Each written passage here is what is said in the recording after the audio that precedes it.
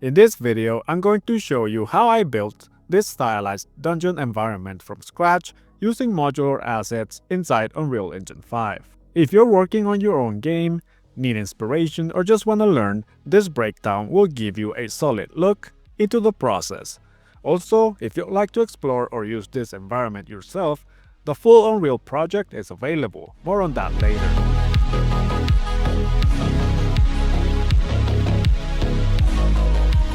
Before diving into details, I started with a simple blockout. This helped me get the layout right, corridors, main rooms, and where gameplay might take place if this was an actual game. I had a general theme in mind, something inspired by top-down view games such as Diablo and others, so I decided to go with chunky shapes, dramatic lighting, and slightly stylized edge on things. The modular kit I made for this includes floors, walls, archways, doors, and props. And it's all included in the Unreal project file if you want to use it or learn from it. All the modular pieces were created with stylization in mind. I used a consistent grid size and made sure everything snapped perfectly in Maya and inside Unreal. Although things have been made to snap perfectly together, they can also be used a little bit more loosely. Some pieces are reused multiple times. That's the beauty of modular design. It saves time and gives a lot of flexibility.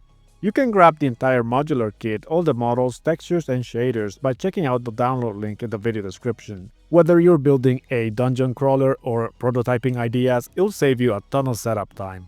Lighting is where the mood really comes to life. I used dynamic lighting, volumetric fog, and carefully placed bounce lights to make everything feel mysterious but readable. Post-processing helped me get that stylized look. I boosted the contrast, I did some slight color grading, making sure that I had warm versus cool balance of colors across the dungeon.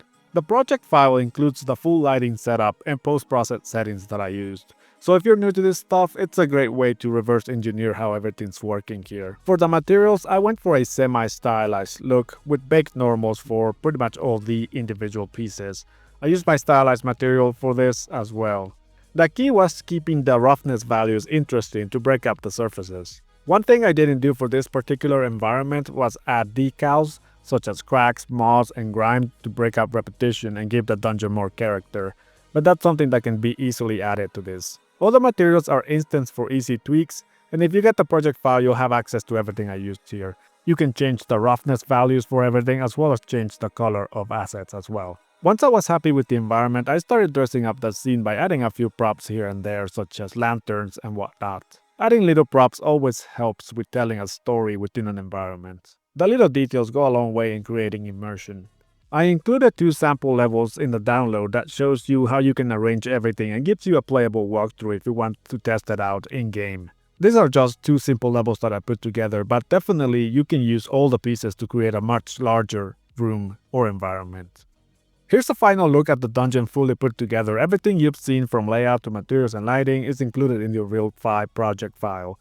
Whether you're a student, hobbyist, or developer looking for assets to use in your own project, this pack has you covered. You can use all these assets commercially as well if you are making your own game. If you found this helpful, don't forget to leave a like and subscribe. I got more environments and breakdowns coming soon. And if you want to support the channel or just want to dig through this environment yourself, you can purchase the full project file using the link in the video description below. Thanks for watching and I'll see you in the next one.